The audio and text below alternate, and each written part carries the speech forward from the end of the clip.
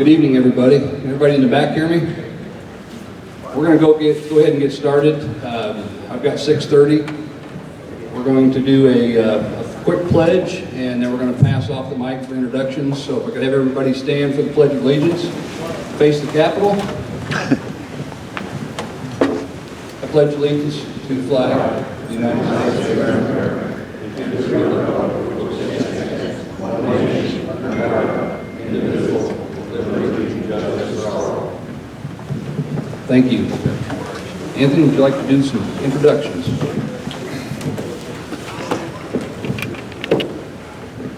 Good evening, everyone. And as I would say, welcome to our side of the country, Cole County.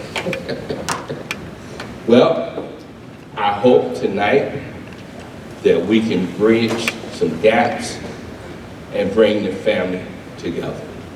Because folks, we live in one Illinois, one adopted by the power of the people. That is our new campaign. We must come together.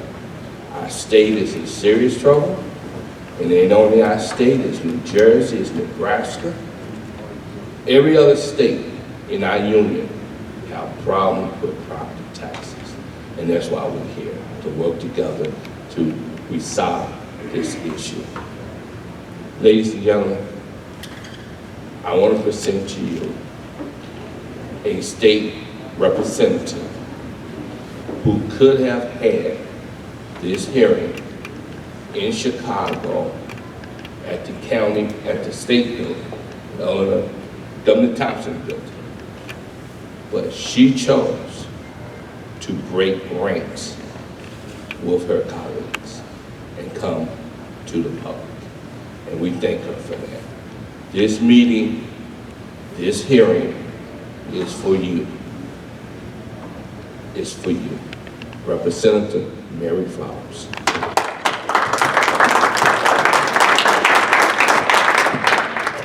Good evening, everyone. I'm State Representative Mary Flowers, and it's been my pleasure to serve in the Illinois House of Representatives for the last 35 years. And the purpose of us being here tonight is because our taxes is too high. Not the city of Chicago, not the county of Cook, but the entire state of Illinois. So without any further ado, I'll begin with a roll call. The Property Tax Relief Task Force will come to order, and I will begin by calling the roll. Representative Latoya Greenwood, Representative LaShawn Ford, Representative Marcus Evans, Representative Tom Morrison. He's on the line. Tom, can you say here? Here. Thank you, Tom. Representative Sam Yingling, Representative Delia Reyes, Representative Lamont Robinson, Senator Christopher Belt, and Senator Robert Peters. And I have two of my other colleagues in the rear, and I would appreciate if they would join me at the table. Representative Willauer and Representative Bailey, would you please come to the table if you would like? One more, Representative Caucus. Oh, and Representative Caucus, please come to the table. And thank you very much for coming out tonight.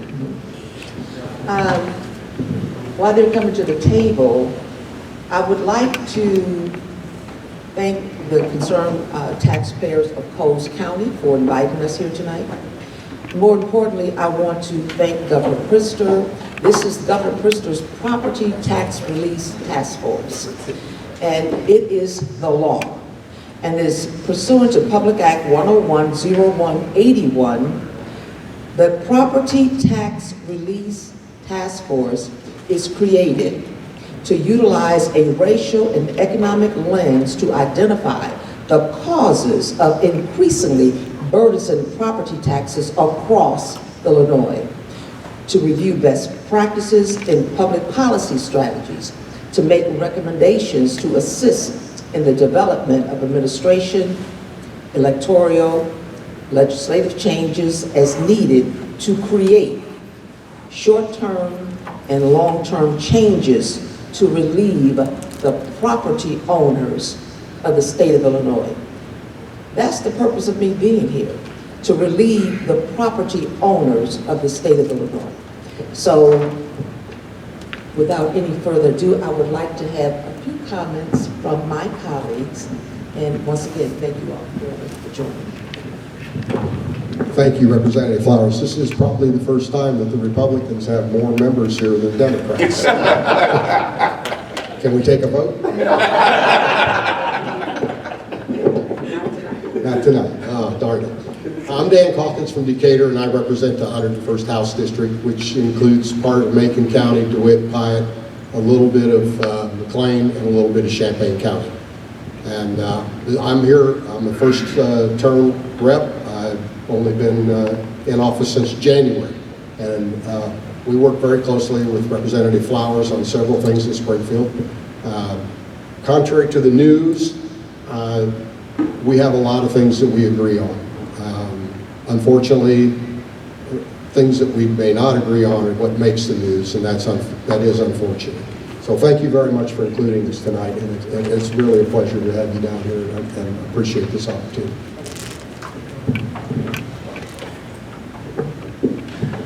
Well, Representative Flowers, thanks for the invite. I wasn't expecting to come up here tonight, so hopefully I've got some profound wisdom to impart. But we appreciate you coming down here and making the time for this. Wish more of the colleagues could be down here, but it is what it is. I'm Representative Blaine Willhauer. I'm also in my first term as a state legislator. I represent the 107th District. My hometown is St. Elmo, which is about an hour south of here, I guess. I represent Effingham County, most of Effingham County, Fayette County, Bond County, Marion County, and a little bit of Clinton County. And, you know, everywhere that we've gone, the whole time we've been campaigning, the whole time we've been in the legislature, there's one thing that, you know, everybody agrees on: property taxes are out of control in the state of Illinois. You know, but until Springfield decides that they're going to tackle some big issues, this driving our costs and ultimately passing this property taxes problem on to our local governments, nothing gets better.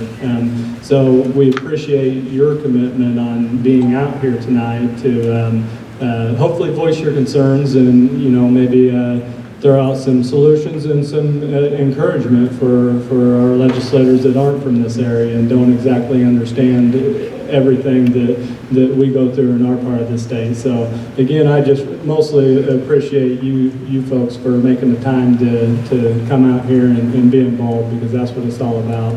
I really appreciate it. Good evening, and thank you so much for being here. State Representative Darren Bailey. I represent the 109th District. Starts about 30 minutes south of here and runs all the way down to Mount Carmel, and the whole butts up to the Indiana border the entire way. So I've also thrown my hat into the ring for the 55th Senate District, and I'm a first-time representative as well. I'm a farmer from Clay County. I've served on the school board locally, and yes, we have Representative Flowers. We're honored that she is here tonight. I'm thrilled that she took the time to come here. I reminded her that she's only in Central Illinois. She hasn't made it to Southern Illinois yet. So she's promised to come back. And she's got a room when she does come back, as well as any other representative north of here or anywhere in the state does as well. So I want to show the dirt roads, the gravel roads, that you get south of here and things become a lot more desperate. You guys, we get, you know, Coles County is obviously the economic and the power engine for the 55th Senate District, but things get a little tighter as we get further south down here, so we have to address our issues here in Illinois, and hopefully this is a beginning step to do this. So thank you so much for being here, and thank you, Representative Flowers.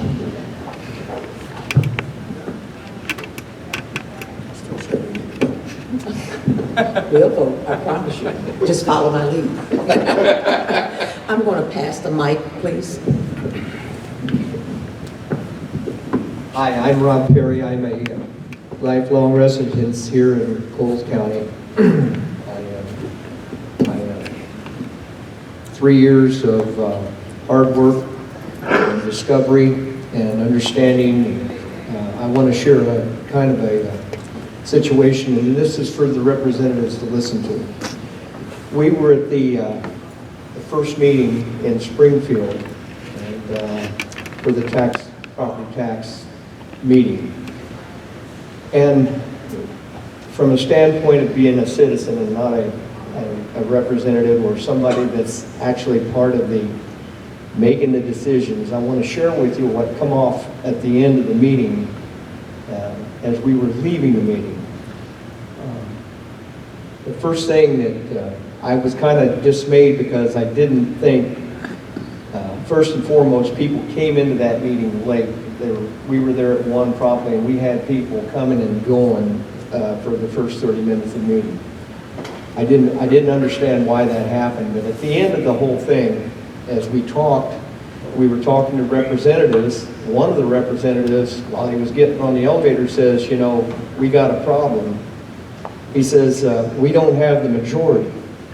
And he slips into the elevator. And the thing that really just galled me, this is not about party, folks. It's about people. It's about what's wrong. It doesn't matter what party you're at. If you're looking at this and knowing what's going on in this state and how bad it is, and it's bad enough, I don't want to hear about party. What I want to hear about is unity. I want solutions. That's what's wrong. Quit talking about the party part and get down to business. Take care of the people. The people will respect you more if you take care of us. Okay? Thank you.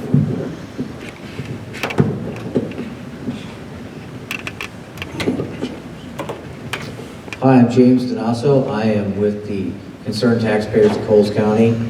I am a resident of Coles County and have been for the past 35 years. I can't believe I've been here that long. I'm originally from Cook County. I was born and raised up there. And so I was educated up there. I still own a home up there. A majority of my family still lives up there. So I kind of have a unique perspective of what life is like in the north, to live in the northern part of the state, in the largest county, populated county, and then down in a more rural county. So very unique perspective. But when I first came here, I came here as a 19-year-old young man to attend Eastern Illinois University, which I did. I received my undergraduate and graduate degree from Eastern Illinois University. But I learned quite a bit about the more rural lifestyle. I have to admit, I was a city kid down here, and I was out of my element. And you know, if I saw another corn cob, I wanted to run for my life. That's how I felt. But I eventually fell in love with the place, and it was the people that sold me on this place, and I decided to make my home here. And you know, now my family's down here, so I'm just glad to. Maybe I'm not a native, but I'm glad to be able to share my perspective and hopefully offer up some solutions. I agree with what Rob said. We've been fortunate enough to be introduced to Anthony Travis and his group from Chicago, and we've really have formed a friendship that is kind of crossed racial, socioeconomic, northern, southern, all kinds of barriers have been broken down, and it's amazing when you put those things aside what people can accomplish if they have a common goal. We may not always agree on everything, however, we do agree that the system needs fixing and that the people need to contribute to that and come up with some solutions instead of just calling out the problem. So I'm glad to be here tonight, and I want to thank the representative for allowing us to have a small voice in this. Thank you.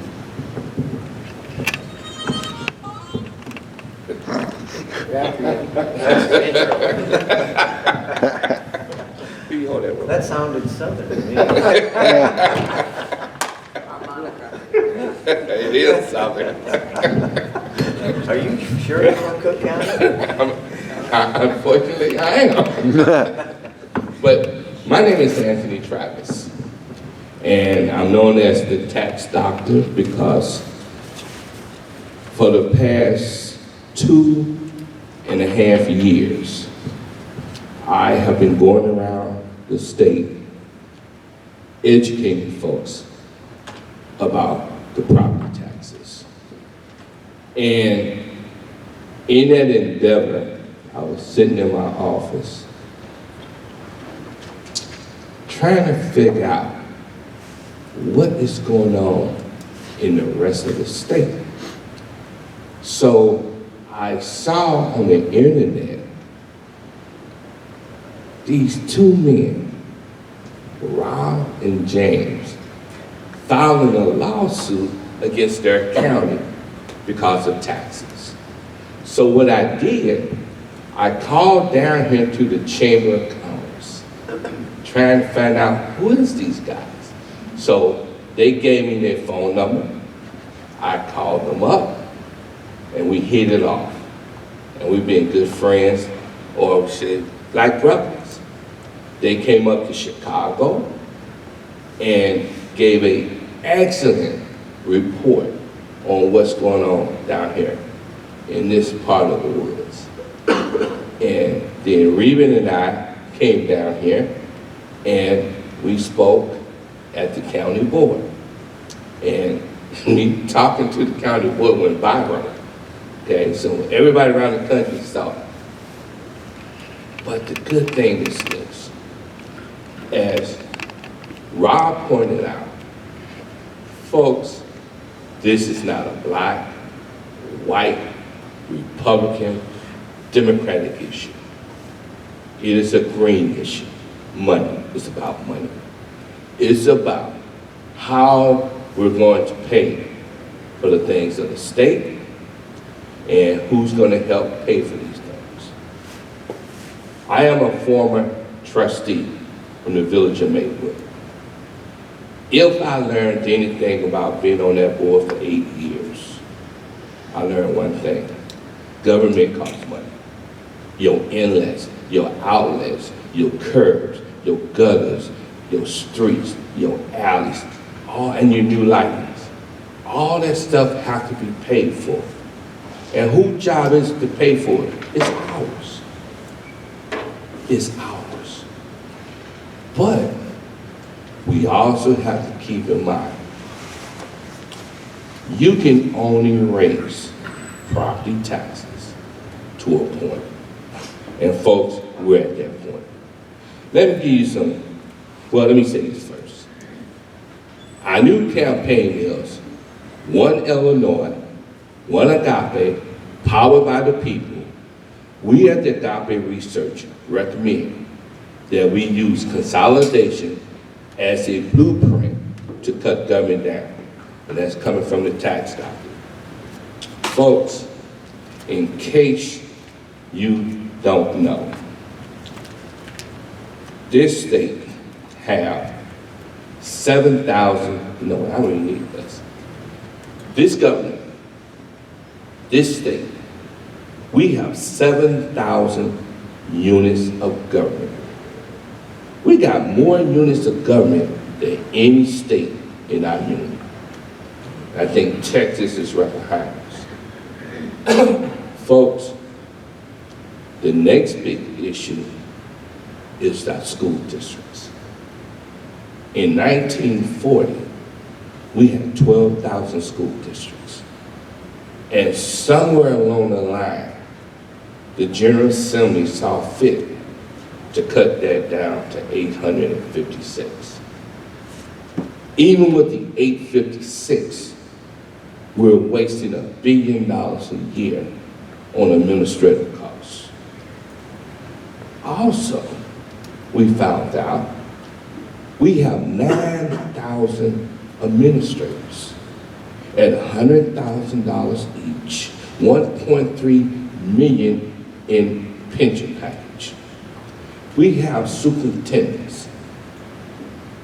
Hear this, folks. And under the law, all you need is one school. A superintendent can make $160,000 up to $400,000. And all you gotta do is have one school. That's the law. Folks, when you look at what went wrong, we got superintendents on pace to make $2 million to $8 million in their pension plan that we have to pay. We had a superintendent way up north, his pension is 360-something thousand. Then we had a school district in Calumet Park. That superintendent was about to walk away with $700,000. They found out that he was doing some bad math, and he ended up getting fired. But folks, nothing is going to change unless all of us, as Rob and James pointed out, folks, we got to put aside our racial difference, our economic difference, and our political party difference. Because it ain't about us no more, it's about our children. If we don't change, and we're the adults, we are the adults, we have to act like adults. We got to make some hard decisions, but that's our job. Our children, their children, and their children's children want to know, as adults, what are we going to do to fix this crisis? And there's another issue that happened about 3, maybe 4 days ago. The government task force on the pension crisis came out with their solution. I read the solution that they recommended to the government, and it's wonderful. Folks, that word consolidation is going to have to become part of our vocabulary. We're going to have to eat and sleep that word till we get the changes in this state that we need. Now, I want to turn it over to our MC, because we're here to hear from you. That's why we're here, to hear from you. Thank you so very much. Thank you, sir. One of the goals tonight is to be able to get input from everybody. There were some cards in the back of the room. If you didn't get one, that's okay. We can get you a card. You can write your question out, or you can come up here and present your questions. There's one thing that we want to focus on is not just what the problem is or what you folks perceive as the problem, but we also want to know, do you have suggestions for the solutions? And that's the best part of brainstorming. Put everything goes on the table, and then you filter through it and determine what's going to be the best course of action, and that's what this committee is all about. So the more input you can give them, the more they can take back to Springfield to help us. And that's kind of the goal with tonight. Before I get started into that, I do want to thank Rural King. They're a local business here in Coles County. In fact, they're all over several counties, but they set this up tonight for this meeting to take place. They didn't charge us for this. They use their people to set this up, and they'll use their people to tear this down. And that's what local business does to try to keep business here. And I believe Rural King bought this whole mall facility when businesses left. You know, they are an economic machine here, and we'd like to keep them. And that's going to be tough to do with the way things are with property taxes. So that's my plug for Rural King. They deserve a big thank you. Do we have any questions or comments from anybody? Anybody that would like to step up and either pass up a card or make a comment? Would you like to come up, sir? The microphone won't go past this point, so. Yes. If you would, just introduce your name for the record, and then we'll give you the mic. My name is James Claridge. You can come up here. I do have a couple of questions, but that wasn't the reason that I'm here. It was to comply with your request for input. And you've got some input that you've put together. I have, I made $10 an hour. Go ahead and come on up. Oh, okay. I was going to say, I make $10 an hour being a part-time township assessor up in Iroquois County. Go ahead and talk into the mic. And, Turn around here. yeah, I guess I can. Okay. I got my stage presence going here. Pardon my ineptness. Oh, great. I grew up in the streets of Chicago after World War II with a single mom, and bounced around and got an engineering and architect degree from U of I, and started my own architect-engineer practice up in Will County. And used to go to a township meeting. Every once in a while, and the township supervisor said, "Hey, Jim, you've got some math experience, and you design buildings, and you know what buildings cost. We've got a township assessor that doesn't put anything on the books." Say that again?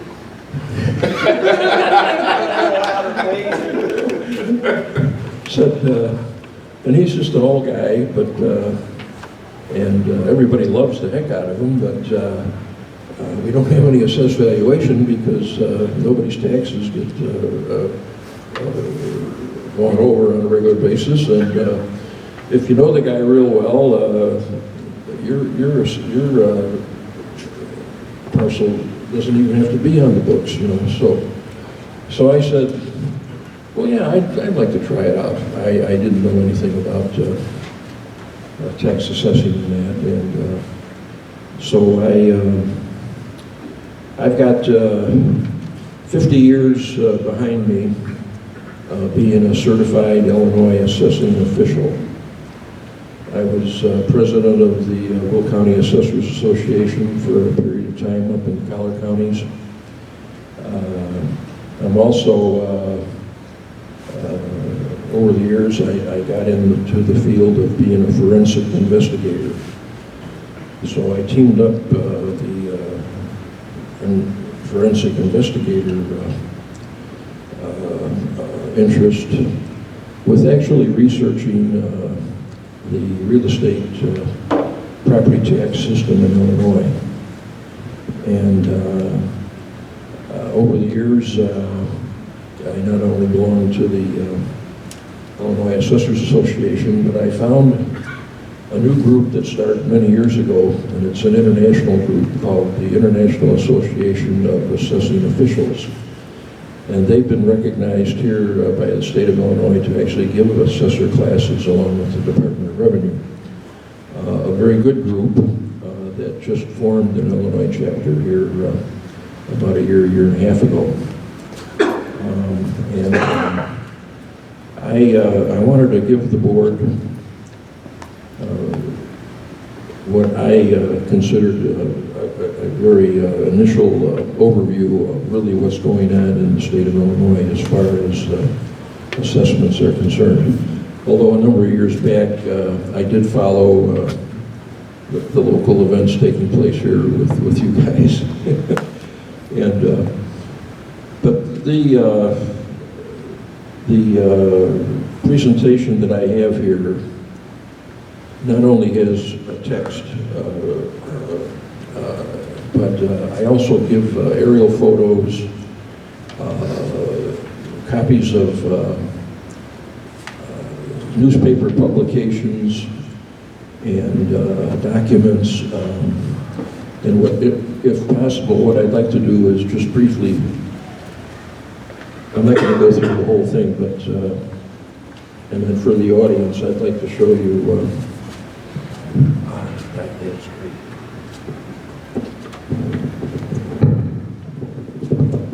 I'd actually like to show the audience some of these exhibits, and now you may think, or I may, I want to explain that this is a document that sort of highlights the area of the state of Illinois that I'm in, but I also have a township assessor associate up in Lake County that allowed me to include one of her memos to me over the years. what the deal is, and it was fortunate that the people down here in central Illinois picked up on it a couple of years ago, is that the main problem with the way these taxes have risen for all of us that are paying taxes is that the system is set up in Illinois, and it took me a number of years to figure it out, because the Illinois Department of Revenue Property Tax Division has really no legislative authority to require any assessor to comply with professional standards, has no legal authority to require a chief assessment officer for the county to put omitted properties onto the books. And being an assessor, township assessor for 16 years up in the collar counties, I never had to address that problem, because up there it appeared that everybody was doing a fairly good job. But when I retired down to central Illinois, and the township board asked me if I would be a township assessor in Iroquois County, because again, nothing was getting put on the books. And I said, sure. Well, and then over the years, I found that the system's broken, you know, but nobody really wants to admit it, or at least nobody on my side of the fence, being an elected official, being a township assessor. But it's come to a point where we all have to admit it. And what the deal is, and I've got it documented in my report here, and I've had personal experience with some of the communities, that the supervisor of assessments or the chief assessment officers, most of them do a fairly good job, but the problem is they don't have any, they don't have the proper salary or budgets as do the local township assessors. They don't have. There are some township assessors in Illinois where the township board refuses to give them a salary. And this can be done because the way the state statutes are set up is that the legislation says the township board will decide what the compensation to the township assessor is going to be. And that's where the problem starts. Because many township boards in rural Illinois really don't like the assessor coming around and looking at their building. They do put the dogs out on the assessor. I don't know how, we had a case up in Iroquois County, I don't know what the decision was, but it's a twofold problem. The jurisdictions that have the authority to fund the assessment system in Illinois don't want to fund it properly. And that's why I included the International Association of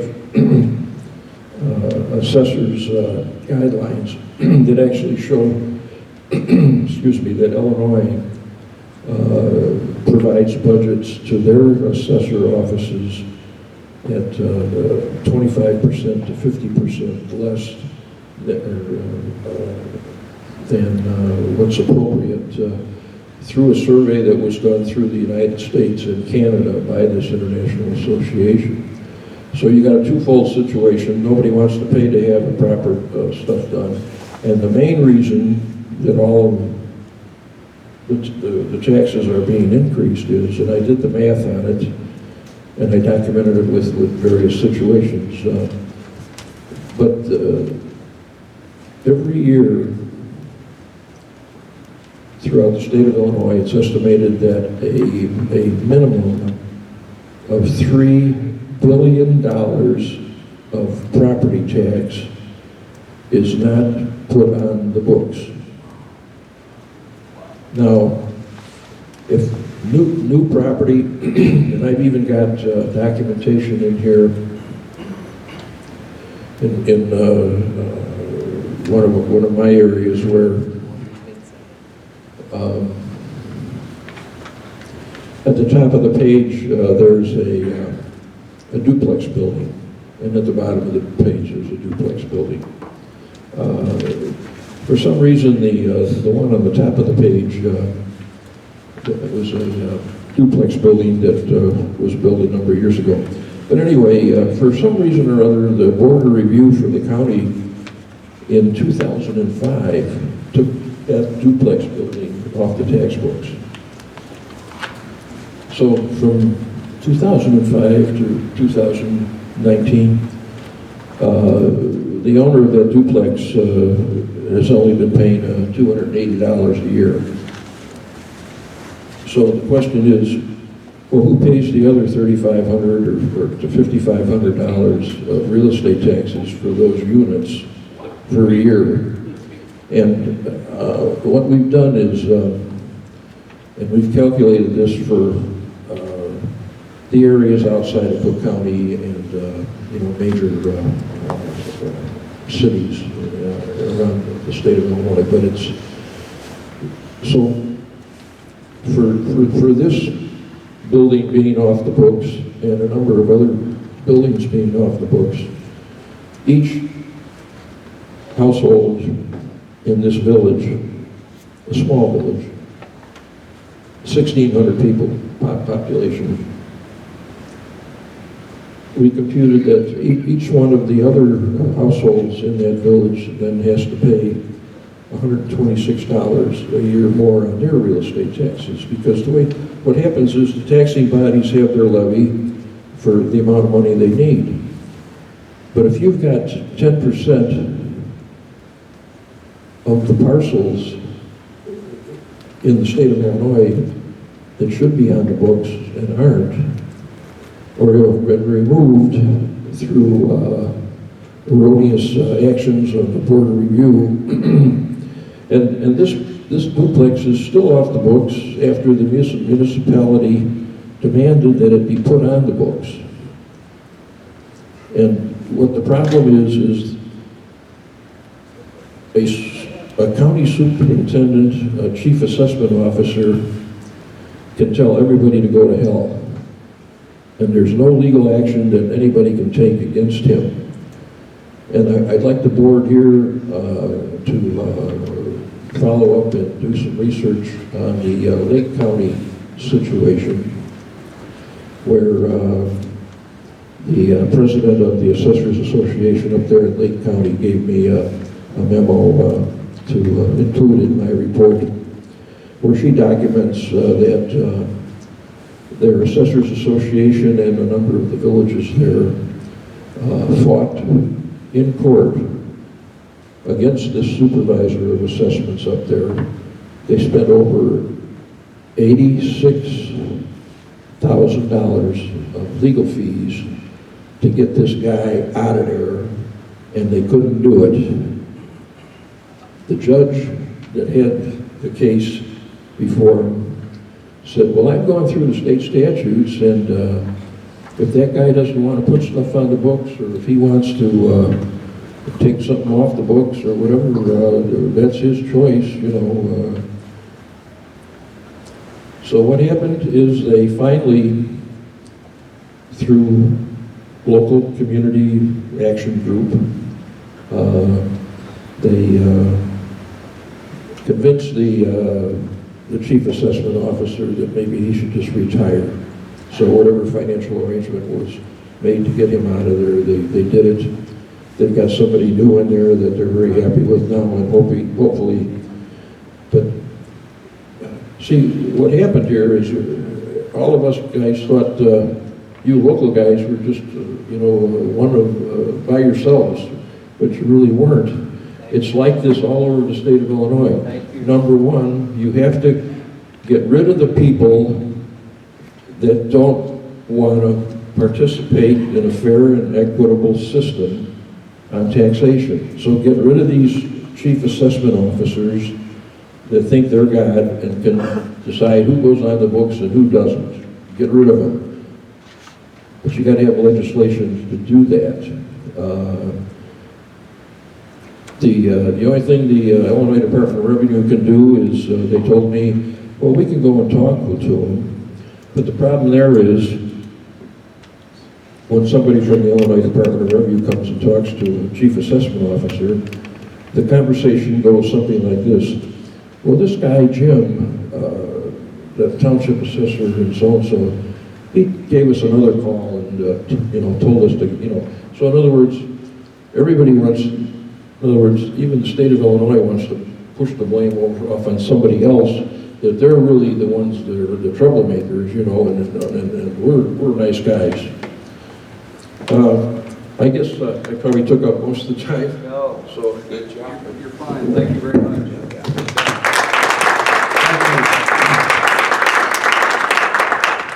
To piggyback off one of his comments, one of the things that is a big challenge we've seen, and everywhere we've exposed very same things he's talking about, when people are elected, they're required to do their job.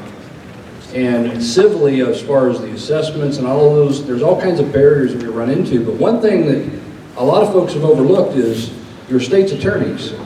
Because when an elected official refuses to do their job, that's an act of official misconduct. And that can be prosecuted criminally, and that's why that statute was put in place. But we don't find people filing criminal complaints. We need to file more criminal complaints when they refuse to do their job. And maybe they'll start doing their job, and when prosecutors don't prosecute, then you can start getting new prosecutors. But you got to lay the foundation to do that. Thank you very much for your report. We will publish that report on our website. It'll be illinoisleaks.com. When we get it transferred over, we'll get all that published for everybody. Any other cards from anybody that want to move forward on questions? Anybody want to come up with any questions? If not, we're going to pass this on to the panel for some first-hand input on property that belongs to a local government. It can't be a tax sale. But the school district paid money for it anyway. And let the people that didn't pay the taxes stay there and farm the land, only this time they did their lease deal. They hired the two people to keep the noxious weeds off the farm ground by whatever means they felt they needed to keep it off, which was, plant crops. So, it happens all over the state. I know you're going to laugh when I said that, but unfortunately, there are some ways to get property back on the rolls. If all else, you can just publicize who's not paying taxes and let the public look at them when they walk down the street. Thank you. I think the first gentleman referenced this from a forensic standpoint as a suggestion to the committee. A forensic, county by county, a forensic analysis of every property. Because we find properties not on the rolls all the time, and 90% of the time it's political. Because somebody knows somebody and they don't put it on the tax rolls. And the rest of you end up paying to fill that void. James, I know you're chomping at the bit, so I'm going to pass it on. I don't know if I'm chomping. I want to say thanks. This is Mr. Claridge. Did I say that right? Yes. Thank you. I look forward to reading this. Very informative. I made some notes that might add a little bit, maybe additional to the perspective that you brought, a little different perspective, but I totally agree. Those who are not on the tax rolls, that need to be on the tax rolls, that are not paying, cause all of us to pay more. And I understand through the eyes of an assessor that that's an important facet of making things fair and equitable. I would never disagree with that. I think there's some things, though, that I made a list of some things that I really think also contribute to the overall high property taxes in the state.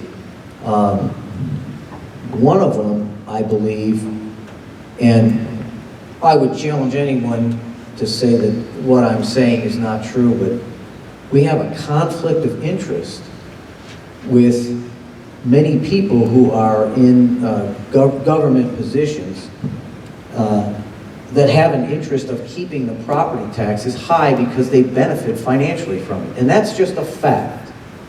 And I'm not talking about assessors and people like that who are salaried or paid hourly to do their job.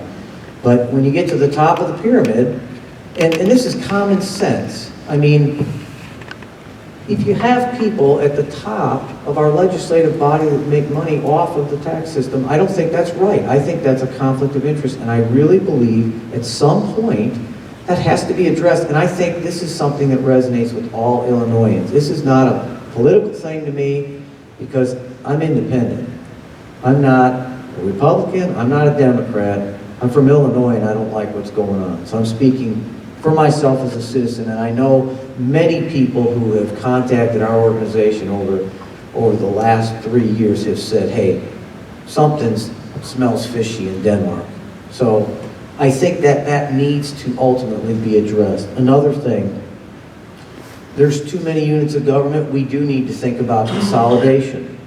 And I think it's different in rural Illinois than it is in Cook County where it's urban. I'm not going to speak on behalf of Cook County because I live in rural Illinois, but being from up there, do we need townships in urban areas like that? That's a question that needs to be answered. They do serve a purpose, I know, in more rural areas where resources and equipment and those types of things are more factors, especially when the population base is much thinner. So those are questions that need to be addressed. But I do think, I agree with Anthony, consolidation is something that has to be on the table. How that all shakes out needs to be well thought out. Also, special interest groups that get a lot of our tax dollars. Again, I'm not for or against, I'm just stating facts. There are special interest groups that get a lot of our tax money. And look, we're paying the bills, we're the citizens. So we have the right to look at our government and say, hey, this isn't right, and we know it's not right, but it's not being addressed. You know, one of the things that was good for the taxpayer, this is not a partisan thing, okay? But capping of salaries at the end of people's careers to get out at a higher level that they can pension out at a higher level, the taxpayer's on the hook for that for many years after the person retires. There was a step, I believe, in the right direction to cap salaries, I believe, at 3%, increases at 3% for the final 4 years or so of the salary. That was taken off and changed, and the 6% was put back in. Now that didn't help the taxpayer at all. I'm concerned about the taxpayer. Now why was that? We were taking a step in the right direction there, and then we stepped backwards, and that has to stop. We can't have that, and we certainly can't have that. That's just not right for the taxpayers. Another thing that I think has to be addressed is unfunded mandates from Springfield. Look, it's real easy to tell us as taxpayers, well, guess what? You guys have to do X, Y, and Z. Oh, and by the way, you have to pay for it too. Now you come to a more rural county like we are, with a population base of 50-something thousand. We don't have the population base that a Cook County has. And so when a mandate is given by Springfield, no matter how good it sounds in theory, like we're going to pay this group X amount minimum salary, that sounds great. That sounds really good. Now all of a sudden you have a small population base, and where's that money going to come from? A lot of times it comes from our property taxes, and it's not the fault of our local units of government because they have to come up with the money.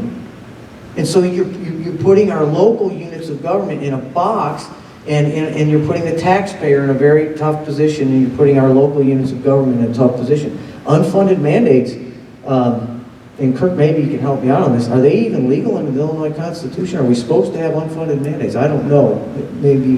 Maybe someone can address that. I'm not an expert on that. Another thing that I think should be addressed, and again, I'm trying to throw ideas out there, these things have to be massaged and thought of, is the cost of living The COLA, the 3% compounding increase in cost of living for pensioners in Illinois. That's costing us an exuberant amount of money. We have people, I'll give you an example. I know somebody, a good person, one of my former instructors at the college, spent their career there, did an excellent job, was a great educator, got out, pensioned out, left the state, is making 6 figures. Good for him. But now they're getting cost of living increases every year, and they're not paying any state income taxes on that as part of their pension benefits. And I think that's not fair. As an independent business owner, I have to pay taxes on the money I make. No one's gonna exempt me. And I think that that's something that needs to be looked at. It's costing billions and billions. What's the figure, Anthony, on that? I don't even want to give you the number. You might get mad. Okay, try me. What is it, do you know, offhand? It's in the big. It's in the billions. It's costing the state billions of dollars. And again, it's not the fault of the pensioner. These are just agreements that were made that are costing us money. And so And that happened in 1984. 1984. So it's been around a long time. And another thing, I want to be real careful about this, but you know, the solution to all of our problems in Illinois is not just to increase other taxes. There's a reason why we have an exodus out of the state. It costs a lot of money to live here. And I said this at the meeting in Springfield. Don't steal $2,000 out of my garage and come to my front door and give me $200 and act like you're doing me a favor. So these increases that we got in the last legislative session, again, a nonpartisan, they've hurt us. They hurt the people in Coles County. I have some statistics for you here that I got from our local economic development people recently. And these are 2017 numbers. Coles County median household income in 2017 was $41,907. The per capita income in our county, according to these figures, in 2017 was $26,060. 19.5%, almost 20% of the persons in Coles County are living in poverty. That's 1 in 5. That is a tough pill to swallow when you tell somebody who's barely making it, can barely put food on the table, can barely pay for their grandparents or parents' elderly care, that now they're going to have to pay more in gasoline tax. Now they're going to pay $60 more to get a vehicle sticker, $100 more. That hurts. And it's hurting the people down here. And I'm not going to speak for my entire county, but I'll just say I don't think it's right. My introduction to taxes, short story. When I first bought my first piece of property, my first house, I was a young man, I was in my 20s. I found a house fairly cheap. It was a fixer-upper. I was just starting out. I remember I paid my first tax bill, and I went into the assessor's office to pay my bill. There was an older gentleman. I was in my mid-20s at this time. There was an elderly gentleman in front of me, and he was crying at the counter. And he was explaining to the woman how he was on a fixed income. He could not afford to pay his property taxes, and he didn't know what he was going to do. And the only thing the woman behind the counter could say was, "Sir, I'm sorry. You know, you've qualified for all the discounts, and we can give you one. This is what you owe." And he said, "I don't know how I'm going to pay for my wife's medicine." And I'm sitting there listening to this while a grown man is crying, and I thought, you know what? We have a problem in a state where someone has to decide whether or not he's going to buy his wife medicine that she needs to stay healthy in her elderly age or pay his taxes. And that's wrong. And that irked me. And that image has never left my mind. And so I just want to throw something else in addition to what Mr. Carlich just said, is it's not all about getting revenue too. How about cutting the cost of living in this state? We need some of that too. We need some balance here. Thank you. Thank you, James. For those that aren't aware, the meeting is being live streamed, and I just got a text from an individual out of Shelby County. He had 3 suggestions for the task force. Number 1, pensions. Protect what employees and retirees have earned, and a gradual phase out existing employees into a 401k, all new employees go into a 401. The consolidation, I think, is going to be a key word. I'm in Kansas, Illinois. We have 1,003 people. I have 11 separate tax levies just in my little town, my township of Kansas. So consolidation, I think, is a big one. Rob?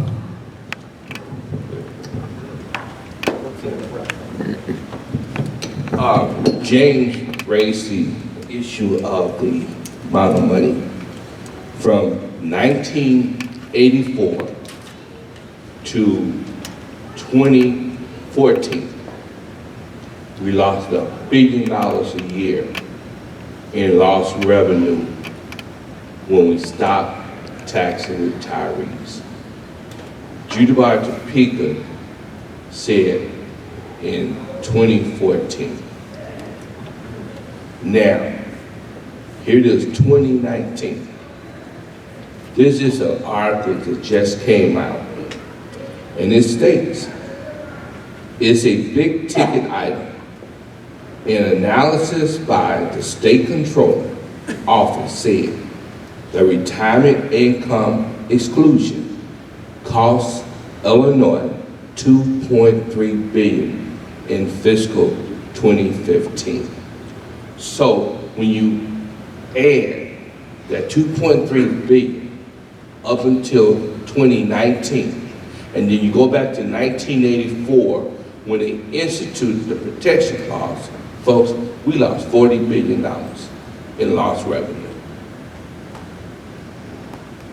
Did you hear what I said? We lost $40 billion in lost revenue. So if you couple that $40 billion that we're losing in lost revenue, then you take the $1 billion a year that we're losing with too many administrators, that's a lot of billions of dollars. And we pay for that. We pay for that. I want to go back and talk a little bit about Mr. Claridge, the CAIO was up here. I think that a couple of things need to be talked. This is another personal experience I want to share with you all. Back in I guess it would have been 2017 in January, our group forged towards the Department of Revenue in Springfield. And we went because we wanted to know more. And we went under something out of the classified ad that I'd found in the paper, and it really wasn't anything that they could do. What it was a meeting, a public meeting, to where you could go in and talk about the multiplier, making sure that everybody's on board with the multiplier. So we all show up, kind of unannounced, and they've never had anybody come in and actually challenge. Had everybody been in there, ever. And it was kind of interesting. But I want to kind of touch the thing about the Department of Revenue, and we were out there asking questions. And the questions were valid questions because things were going on in our county, and I'm going to go into what they were, but there were things going on in our county that we were questioning. And they politely told us that the Department of Revenue really didn't have any oversight of what's going on in the county. I want to stop that, because here's the other part of this equation. This Department of Revenue in our county pays half of that salary. We're on for paying for it, okay? There's no meat in the legislation, as Kirk was telling you, for any of that to come forward to help the people in the trenches like me and James and the people here asking questions. Not that they didn't want to, but they just kind of shirked it off and let it go. So we pressed on. We've been to the Property Tax Appeal Board as well. We actually went 2-3 months later to the Property Tax Appeal Board asking the same question. And this is another thing you need to understand. The Property Tax Appeal Board 2 years ago were 60,000 complaints behind. Behind. That means your money that you have to pay the regular property tax bill, and you pay what they say it's going to be, could be held out for 2 to 3 years you're not going to see anything, and possibly not either. Somebody needs to look into why we can't streamline this and fix it to where if people come with an appraisal, and that appraisal is from a bona fide appraiser, and the county wants to, and the Property Tax Appeal Board wants to deal with it, and the county doesn't have the information to keep the thing going, it ought to be in the taxpayer's favor. You need to refund their money. And again, I asked in a meeting with the Property Tax Appeal Board for wrongdoing. And again, I was told that there was no oversight for us. None. So we got two people that are taking an omnibudsman course towards citizens' problems that don't want to do anything for the citizen. And the other thing, I'll just kind of leave this thought with you. I've never seen a reduction in my property taxes. I've never seen one. But I know that the market has fallen. If we go back into 2006 and 2007, we know things were wrong. There wasn't any reduction in my property tax. I want to know why. Because if we're going to drive this thing and we're going to do it market-based values, we need something more fairer than just saying that's the way it's going to be. So we need some legislation done to where the Department of Revenue finally has some teeth. And when things are not right, they got to step forward and help the taxpayer. Thanks. Thank you, James. Yes, sir. If you would, just introduce yourself for the record. My name's Jonathan Kay. Pro tip, every farm building in the state is overtaxed. I'm 3 years into appeal on that, and this is how they do it. The assessors don't go by statute, they go by custom. Custom means, well, that's how they do it in that county, so we're going to do it in that county, our county. And every single one of them do it. So that's point number one. Point number two, very obvious, our biggest problem is public sector unions. If we weren't fighting with ourselves, if our neighbors weren't in those unions, we wouldn't be having half the problems that we're having right now. I'm an old union man, so it's very difficult for me to say this thing, but that's a fact. A couple factoids. I saw a statistic in 2018 that said 10,000 jobs were created in Illinois, 14,000 of which were government jobs. Think about that, that's crazy. 10,000 jobs were created in Illinois, 14,000 of which were government jobs. That makes no sense. Okay, but we've got a lot of other problems. Our retired teachers, we can't throw them under the bus. They've got pensions that they need to get paid. They're getting $30,000, $40,000 a year in their pensions, which is just about as much as you need, probably a little bit below what you need to survive in the state. That's a huge problem. But the administrators, they're making bank.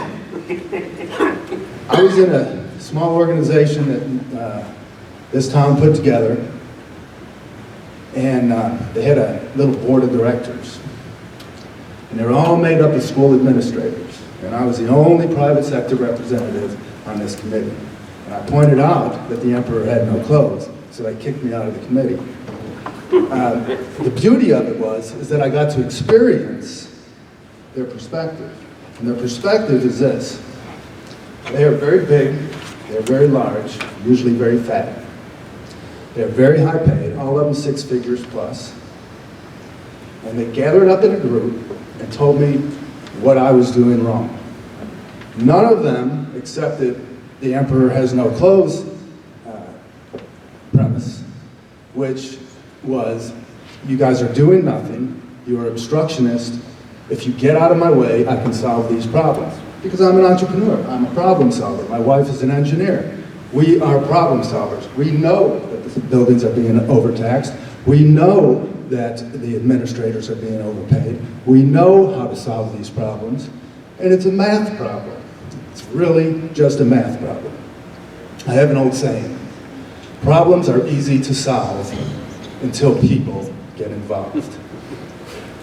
Problems are easy to solve. It's a math problem. If you just break it down to the numbers, reduce it to the ridiculous, it's a math problem. I want to speak to consolidation. I talked to a lot of these township folks, and from a rural point of view, townships make sense, believe it or not. I am all for less government.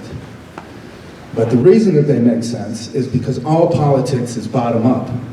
So if we're going to cut, we cut from the top down. We cut the state. That's where it is. If we are not functioning in a cohesive unit, which I am not with these watchdogs, so we are divided just within ourselves, it's going to be very difficult to be one crossing parties. So anyway, the Coles County guys are doing a great job. I really think the world of Rob Perry.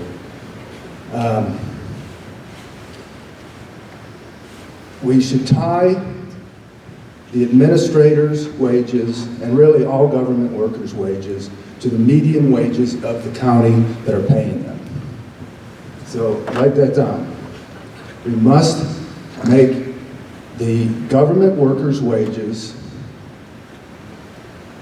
have some kind of anchor to what the taxpayers who are paying those taxes are providing, because we cannot pay that, and it actually divides us more. It makes us a little bit frustrated with our neighbors. We can't be having that. I suppose there are a few other things, but again, we are problem solvers. These problems are not hard to solve. They're all mathematical equations.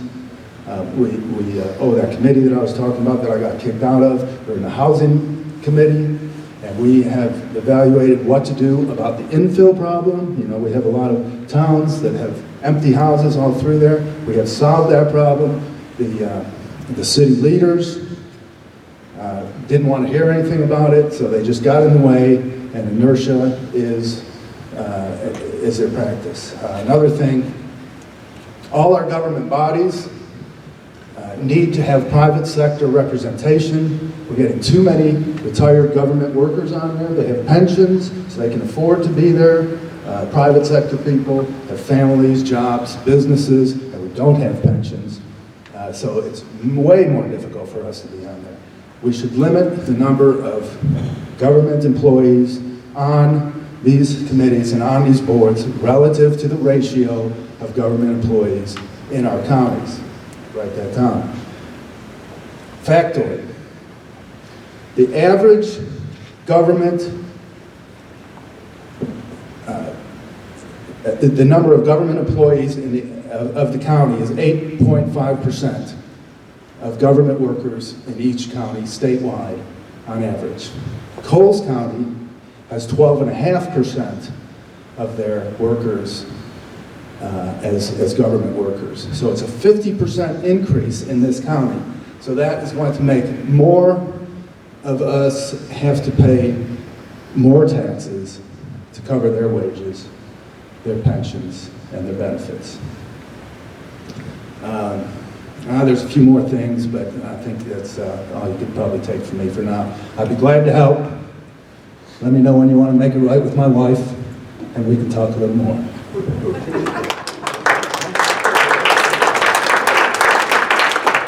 Appreciate it.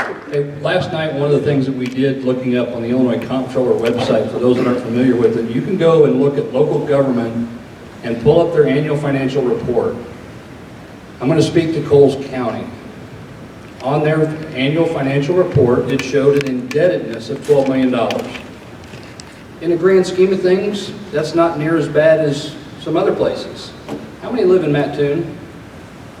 Any idea what your debt is reported to the Illinois Comptroller for the city? How many live in Mattoon? What's the population? Anybody know? About 25,000. $101 million. Let me say that again. $101 million on the Illinois Comptroller's reporting for Mattoon's indebtedness. That's one city. That's only the reportable. That's the reportable, right, the reported indebtedness. Now, we did a project 2 years ago looking at school districts, and we requested records of indebted obligations, long-term debt, for school districts, all 800, and I think it was 56 or 60, 856. It was over $37 billion. And that's bonds, credit cards, loans, leases. So 37 billion, one little community of 20,000 is $100 million in debt. We've got a real problem, and you can't tax your way out of it. It takes a whole lot of other solutions. With that, as members of the committee, members of the state representative, I'd like to pass the mic to you folks. One of the questions that was texted to me is, what suggestions have you guys put on the table as trying to move this forward, if any? Well, I must say this has been very educational, and thank you all of you for your comments. I really haven't come to any conclusions tonight, because some of the things I would like to debate. For instance, you said your wife was an engineer. Right. And you had mentioned about you would like for everyone's salary to be similar. To be tied to the median wage of the county. And so I'm just going to assume that being an engineer, what would that median wage be? Well, the median wages are already figured. You can look at it many different ways. We're talking about school administrators' median wage should be, or average wage should be tied to the median wage of the county. So you can do it 1.5 times, you can do it a number of different ways, but you shouldn't just do it arbitrarily, and it shouldn't be top down. One other point to Kirk before we lose this moment. 80% of the revenue that Mattoon receives goes towards police and fire salaries, pensions, and benefits. 80%. All right? That's not a city. That is a militarized organization. So 20% is left to run the city. That's not including the municipal workers' wages, pensions, and salaries. Take that out of the mix, and now we're down to what, 5%, 10% to run the city? It's out of control, folks. So I agree, and that's the purpose of us being here tonight. I wish I could come up with an answer, but it would be unfair. But there's multitudes of problems. We have the same problems. How do we get here? We didn't get here overnight, and we're not going to get out of it overnight. But at least we're talking about it. And so when you talk about the police, we know how we got here, and we know what we wanted. We all want to be safe. So when we saw all of this cavalry coming in, no one complained. But now it's here, and it's staying. And now we're talking about it. And when we were building our schools, and the school administrators was, are being paid high, and our kids was coming home, and, we didn't think about it then. But now, as we're getting older, the bills are going up, our income's going down, we say, whoa, wait a minute. But the most important thing is there's other problems that we have to solve before we start reducing people's salary. Now, I agree with you in regards to the administrators, but we have to make sure everybody's paying their fair share of taxes. We have to make sure all the taxes are being collected fairly. So there's certain things that we have to put in place before we start talking about the unfunded mandates. I know we did unfunded mandates in regards to recess in schools, but then, and we took away gym, and we took away some other things as band and practice like that. Well, that was for the children, and we know music and recess, the more recess you have, the grades go up and the problems go down. So to have gym or to have recess is an unfunded mandate. In the long run, you will have sicker children because of diabetes, high blood pressure, and other problems that comes along with living a sedentary life. So these things are debatable. We should be able to talk about them, and I will not try to answer all of them tonight, but I did hear you, I agree with you, and I guarantee you, when we get back to Springfield, we're going to have lots to talk about. Mr. Chairman? Yes. On something that Jonathan said, if I may, Jonathan, just to reiterate real quick, just so everybody knows the facts for our county, the median household income in 2017 was $41,907 here. The per capita income was $26,060. And also, along with that, in all fairness to the police and fire, we've got arbitration laws when they disagree on contracts and whatnot. I think if you don't look at the arbitration laws, then it's a big mistake. Because when you've got two parties trying to work out a deal, and you've got laws that say, well, if you can't work something out in X amount of time, an arbitrator is going to come in, and whatever the arbitrator decides, that's what you have to pay. I mean, let's be honest. It's not just greedy cops and firefighters. I want to be careful. We need to have the respect to our first responders because, you know, they deserve that. You know, they save people's lives. So I want to be fair to them too. But I do agree, it's a problem. The pensions are a problem. Nobody's disrespecting the first responders. I'm just taking a mathematical fact and I'm laying it before your eyes. I'm just letting you know about the arbitration part. Well, let me tell you about the arbitration part, because I've been to these meetings. I go to the police pension board meetings and the fire pension board meetings, and there's nobody representing the taxpayer. They hire a lawyer, often from out of state, to negotiate on behalf of the taxpayer. They get $400 an hour. They're in no hurry to settle, and they've got no skin in the game. That's right. Furthermore, who else is protecting us? Our politicians? Dale Ryder, out the door with the pension, all right? Our state representative for the 110th is not here today. Who's representing us? So yeah, we've got a lot of problems. We are underrepresented, and we do need to work together. We need to tighten up our ship. We've got to look at it from a mathematical standpoint. But we need political will too. And the baby boomers are in control. Baby boomers are in control. And until we get the millennials rocking the house, until they are aware that they are on the hook to pay, nothing's going to happen. We can't get them to vote. Why would they? They're going to Colorado. They're leaving the state. Jonathan, if you could, in the numbers when you talk about the police and the fire, was that 80%, did that also include school districts? Because I think it does. I didn't hear that you said school districts. Remember that stat? No, it does not. It is only police and fire. Okay. That's a wake-up call, along with $100 million in debt. One of the other messages I got in was TIF districts. So if anybody would like to address the TIF district issue, is there anybody else in the crowd that has a question, a comment, a concern that they'd like to come up and share or fill out a cue card? Raise your hand, we'll get you a card to pin. Charlie, did you have something? Well, I'll say a few words. I won't take long. Okay. Should I come up there? Is that the deal? Yes, sir. All righty. Well, I know it's getting late, and we appreciate the words and all the folks that came down from Chicago and our representatives. I'd just like to say I grew up, I guess you consider us poor,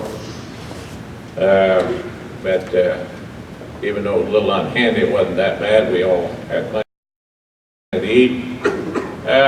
I grew up with the idea that we ought to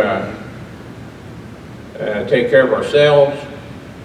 I think we ought to realize that all of us, I've tried not to, I've lived by it, but it encroaches on our lives where you ain't got a choice a lot of times, but we're expecting too much from government. Until that stops, I don't think these problems can be solved. You really can't solve these problems. There's too many false ideas that government is supposed to provide for us. We've lost what our forefathers have given us. I would advise you to buy this book, No Time for Slaves. It talks about taxation, it talks about liberty and freedom. It just ain't going to work. It just is not going to work. And until we get back to the old paths, and grow up and quit being beggars. We don't have, we don't have to beg for government to take care of our lives. And that's what I've lived by.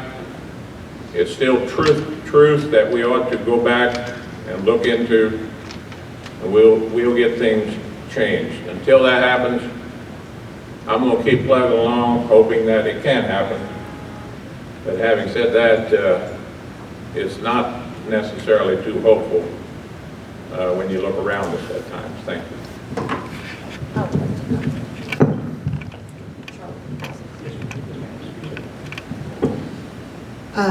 Charlie, with all due respect, I think, let me just speak for me. I grew up poor as well. But I always knew that if I continued to work, and my mother, she always worked, tried to do the best she can. My grandparents, they was cheated out of their income, their wages. And so as a result, they didn't really have the opportunity. They didn't have the opportunity to pull themselves up by their bootstraps because of all these interventions that they had to come in contact with. They were not responsible for the property taxes. They were not responsible for the redlining. They were not responsible for the discrimination that they had to endure. You know, so all these things happened. Their wages was held back. They were not responsible. And as taxpayers, to say that we beg, I beg the difference. Because no one has bailed us out. But we bailed out the banks with our money, and they didn't ask us. We bailed out the insurance companies with our money. They're the ones that failed. The banks failed. The insurance companies failed. The businesses failed. But the automobiles company failed. And where did they get their bailout from? Me and you. But now let us fail in meeting a mortgage payment. Let us fail in being able to afford our prescription drugs. Let us fail to be able to send our children to college. Who are we going to blame? Now, when you say government is not involved, well, it's a funny thing about government that's not involved. They should be involved. Because over in Canada, they're selling the same prescription drugs as we are buying here in the United States. The difference is Canada is paying for it cheaper. In other countries, there's access to health care not based on if you are paying the middleman, the insurance company. The insurance company is causing you to go without health care. The insurance company will be the one to say whether or not your doctor could provide the services or not. So we do need government. We do need government to tell the insurance companies to stay out of our business. That's what the federal law did in regards to supposedly privacy. But the fact of the matter is, I don't want to get off into that conversation, but I don't want people to ever leave here thinking that we should apologize because we're paying, some of us are paying Social Security because we are entitled to it, because we are fortunate enough to live to be 65. And that's Medicare. And thank God for Medicare, because if we didn't have that, a lot of people would be just falling dead in the streets. They wouldn't be able to have access to hospital, access to their prescription drugs. So government has a place, but everything could go too far. Even being without government, that's the problems that we're having with the air, the water, if we didn't have government involved. So that's just my commentary on that. So thank you very much. Brother Travis, tax doctor, there was a question raised about the tips. Can you talk about Thomas' book, because you might can point them to that book that gives a synopsis of Chicago, but you can also use it as a model for the state, because he was on our show last week. What's the book? And you can kind of Google it and look at the numbers. While you're getting ready for that, I want to address some of those comments that you made. A lot of those issues, like bailing out the banks, the insurance companies and all that, those were federal issues. The federal government can print money, and while it does cause inflation, the state cannot. We can only create debt, and so debt is really our primary problem. But you do make valid points about these bailouts. They were erroneous, they were insiders, they were corrupt, and we shouldn't be doing them. But from a state point of view, that's something else. Our problem and our focus here should be the state, and it should be our debt and why we have this debt. We just talked about government, just to be clear. Thank you. Well, let me say this. I remember being a student, there was a guy by the name of John Kenneth Galbraith, who was the economist for President Kennedy. In reading his book, he stated, the country can't afford to let one segment of our population go unemployed if a major business have issues. Is it right that the government steps in and bail that industry out? We can say yes, we can say no. But if we got about 5,000 to 10,000 to 30,000 of our fellow citizens out of work because the government didn't step in and help that industry, shame on us. We are our brother's keeper. We may not, you know, something about economics and capitalism. We may not always like that helping hand. But on the flip side of that, when it comes to Wall Street, Main Street bailed out Wall Street. It's time for Wall Street to help Main Street. And folks, we didn't ask for the 2008 market crash. Them folks on Wall Street did that.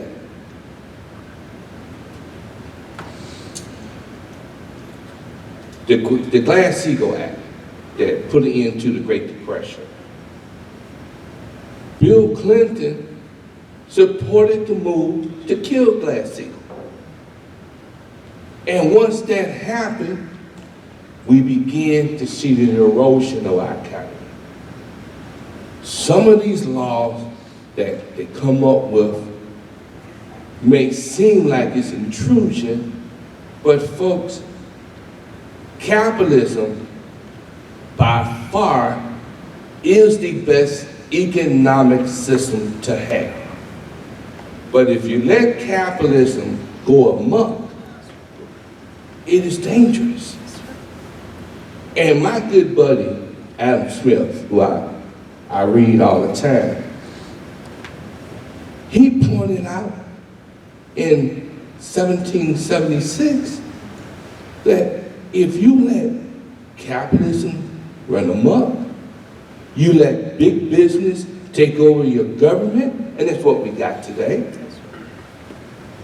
What we're experiencing in the United States of America right now, Adam Smith talked about that. Folks, sometimes we may not like some of the solutions that come our way. But if we don't take government and make government work for the people, then we got issues. And Lord knows, before President Obama got elected, this country was headed for another depression. And some folks was already in a depression. And the decision that he had to make in helping to build out big business in Wall Street should have been made, but there should have been some caveat to it.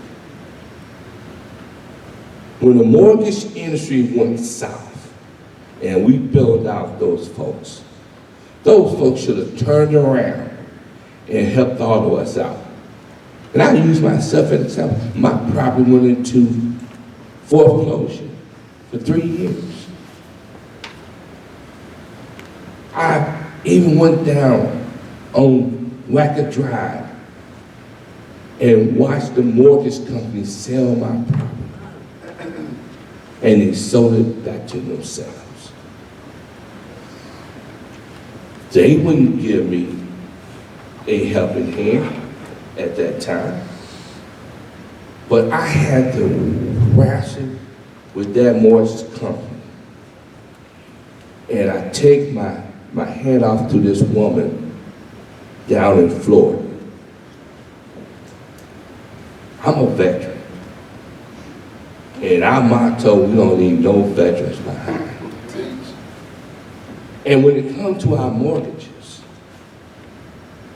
the big mortgage companies have left American people behind. And that ain't right. But I think that lady down in Florida who works for the mortgage company, because she said, Mr. Travis, what do you want me to? I said, I want to keep my house. And that woman worked with me till I finally got the modification. But the problem is, because what happened in 2008, I owe $120,000 on my property, but my property was worth $24,000. So I'm still up on the board, but I still got my property. So as a vet, I'm elated at the fact that I got my property. But folks, we got so many homeless veterans in Illinois, it ain't funny. Getting back to TIF. Folks, if you can. Tell everybody what TIF is. TIF is tax increment financing. Matter of fact, this whole section could be in the TIF. 23 years old. When they started talking about TIF districts and TIF, folks down in Springfield was beginning to get the word that we got serious problems with the TIF districts. And to my dismay, really nothing was really done about it. And when we look at the TIF up in Chicago, I was at a meeting dealing with the TIF. If you lived on the north side, somehow in the city of Chicago, they voted to come up with this contiguous. How in the hell can the east side of Chicago be contiguous with the north side? Well, folks, they found a way to do it. And when you read this book, Chicago is Not Broke, by Tom Tessler, only costs $15, folks. Go buy one and read it. He points out that all of those billions of dollars is sitting there. And folks, this money was allocated for the blighted areas of the west and south side of Chicago. Them folks didn't see none of that money. And to our legislators, when you go back to Springfield, you may want to fix that. Put an end to them folks being able to take TIF, no matter what part of Illinois you live in. You should not go to the east side and take the money that was set aside for that area and bring it over to another side. That's wrong. But let me say this. And I want you to understand about these 856 school districts. We have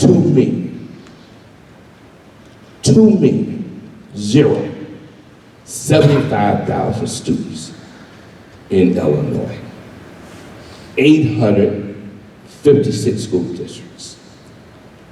When it comes to the state of Florida, they have 2,700,000 students.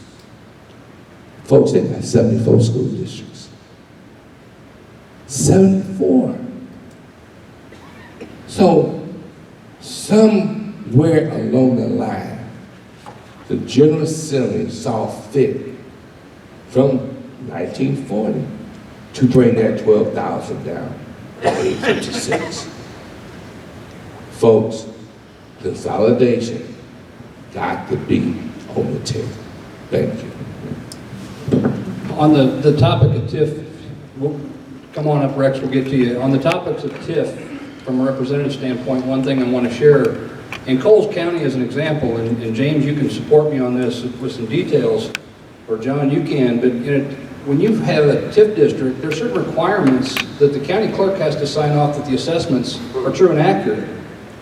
Well, Coles County claimed that we didn't have any assessments for 16 years, yet we have TIF districts and documents going to the state for TIFs that says that it's true and accurate. Well, how could it be true and accurate if it wasn't done for 16 years? And that's back to why we need the forensic, detailed audits to identify every one of those wrongdoings and hold people accountable for not doing their job. That's my 2 cents. Rex? Rex Dukeman, lived here in Coles County all my life, and tonight we came here for a tax meeting. And I just wanted to say that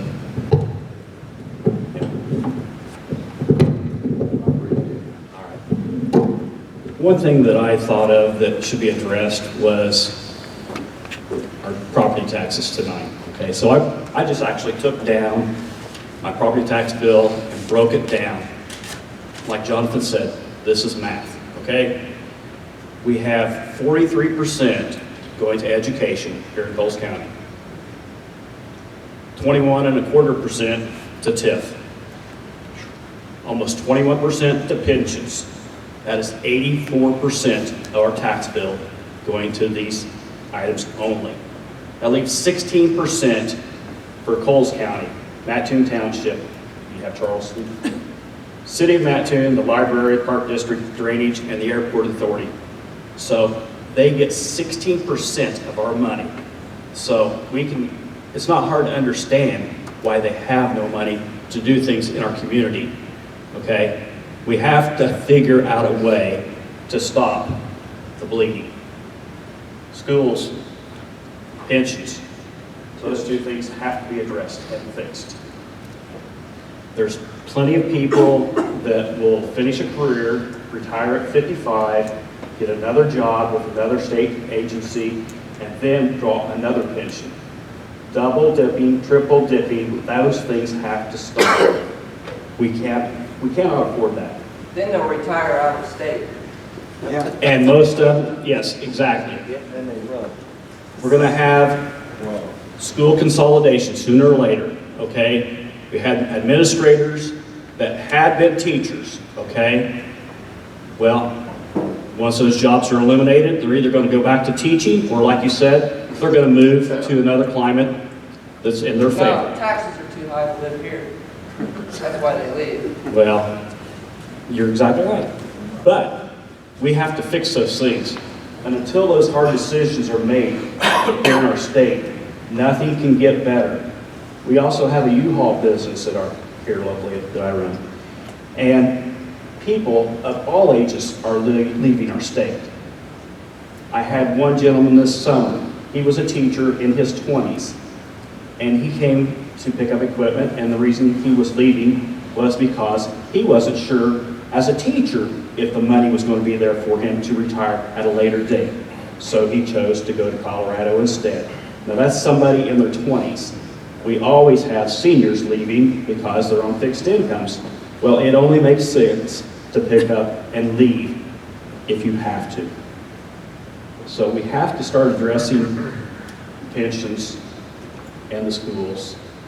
That's where the majority of our money is going. Until we actually face the facts, nothing will get better. But let me ask you this question. What would you say to that young teacher that left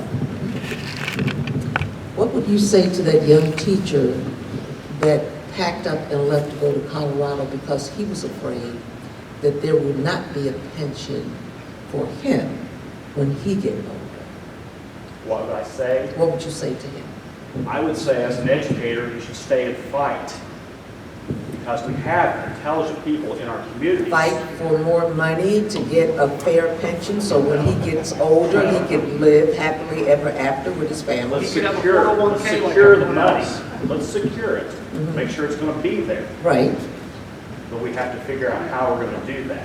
Right. Okay? Okay, I agree. I agree.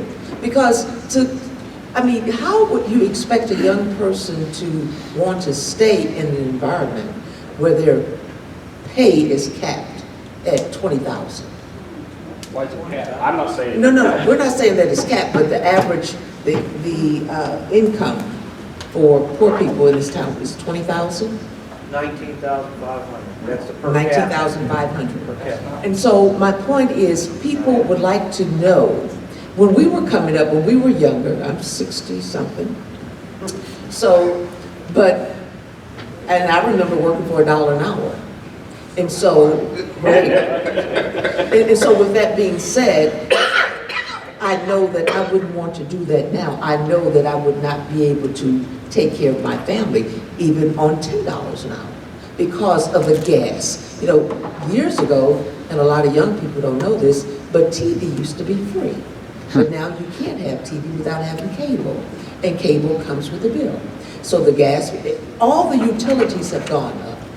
So even if we wanted to cap people's pensions, and I agree with you, some of the pensions are out of control, but we have to find a medium someplace where is it that that young man and his family would feel comfortable staying here and retiring one day and not moving to Colorado. Thank you.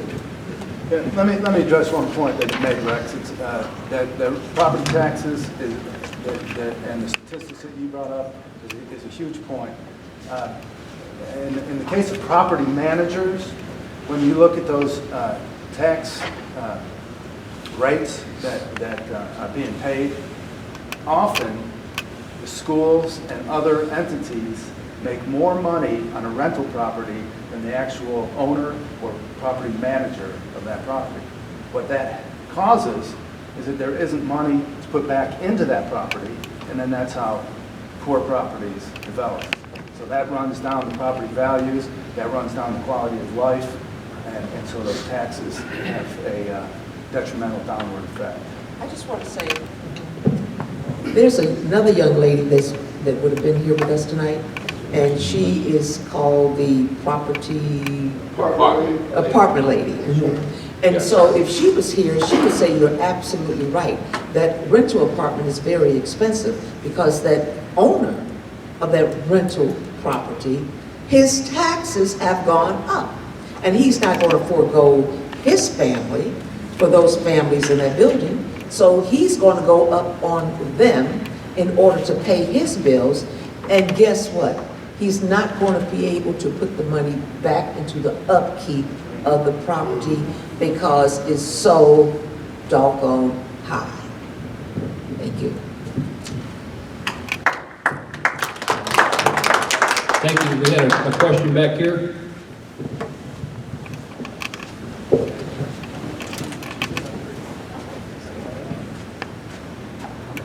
Hello, my name is Mike Maringer. I just want to address TV is free down here. Oh, is it? We have antennas. I would say that there's several that watch antenna television. So you don't have to pay. That's part of the issue, I feel like. What people think they need to have. There's a lot of people that have $1,000 cell phones that can't pay the bill for their car or anything else. They make cell phones that are cheaper than $1,000. They have Netflix and Amazon and all of these things. There's some personal responsibility on the person to not step out beyond what necessities are, what they need, and those kind of things. I don't know how you regulate that or how you fix that, because that's people. But it's not, we can't just blanket try to meet everyone's needs, because sometimes people want more than what they really need. So that's tough. But I would say like a detailed budget audit is what we need. I would love to have a balanced budget in the state of Illinois. That'd be amazing. Mandated. It is, man. It is. Right. Constitution. I meant actually follow it. Thank you. There you go. And actually have a balanced budget.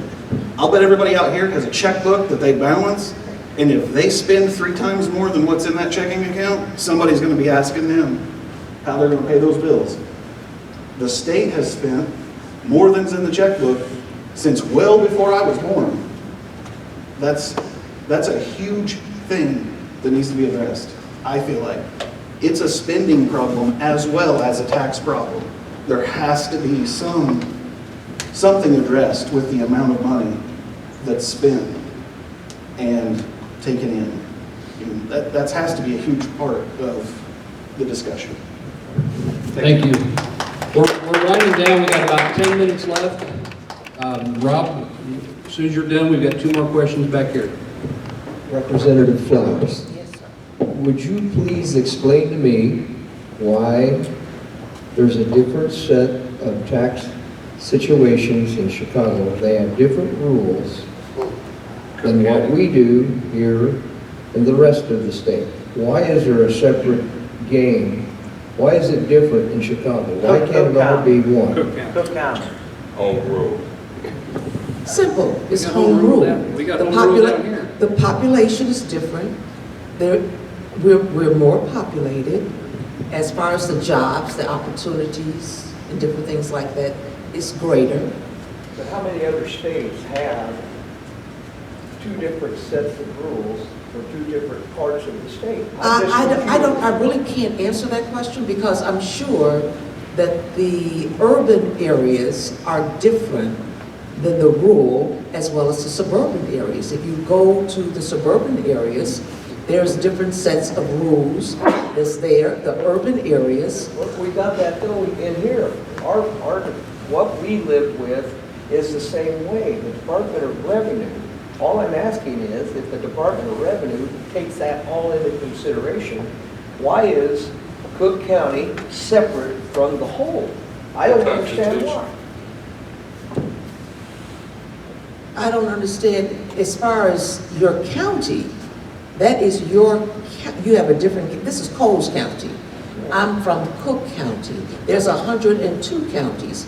And I guarantee you, if you go to all 102, you will come up with 102 different sets of policies and rules. Downstate things are assessed at 33 1/3%, I believe. Cook County is specifically assessed at only 12 or 10 or 10%. Half of that. The assessment percentage is completely different than the rest of the state. But why? The state law itself is different. That was what his question was. He was asking about the counties. Why is it that there's different sets of rules? And we have our own Cook County board, our Cook County president. And what's the question again? It's about assessments. Oh, as far as the assessments are concerned? Why is it all different? The Constitution separate Cook But County. hold it. We're all from Illinois. No, what you got to the Constitution. It's 102 counties. Cook County, because of the 3 million population, gives it home rule where the assessor is separate from the other 101 counties. I think what he's, But I just want to say this one thing. The 35 years that I've been in office, believe me, I have seen and asked the same questions in regards to there are certain privileges that your state's attorneys have down here that I never even heard of in the county of Cook. So there's this is the state of Illinois, but there's not one set of rules. Even though there's state laws, it is the implementation of the rulemaking for certain areas where it can be different.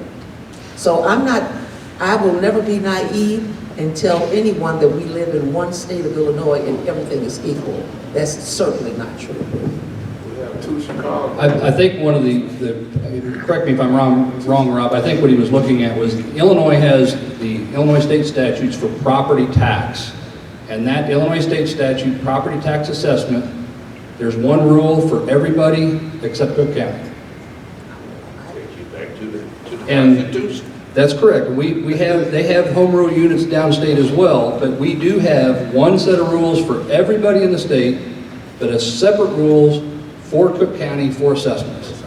And that, I think that was the question, is why do we have a distinct separation of that issue? If I can make a statement. Yes, sir. In Chicago, those rules are separate in all black communities where we're being raped of all our taxes. 150 schools closed, and TIF dollars are designated to Chicago public schools in the low-income areas are going up north to build Lincoln Park, 78, a whole brand new zip code, and our zip codes are going down, and Soldier Field is getting a new hub transportation, and the mayor and them are now said $95 million for a police station, say we need some more to lock us up with a police station that's dysfunctional and shoot black people. So the rules is just like they are. It's rules for some people, they don't have for other people. That is Chicago and Illinois being the most corrupt in the country. And along those lines with what you said in schools, I believe, correct me if I'm wrong, in Chicago, the city runs the school. They are not a school district.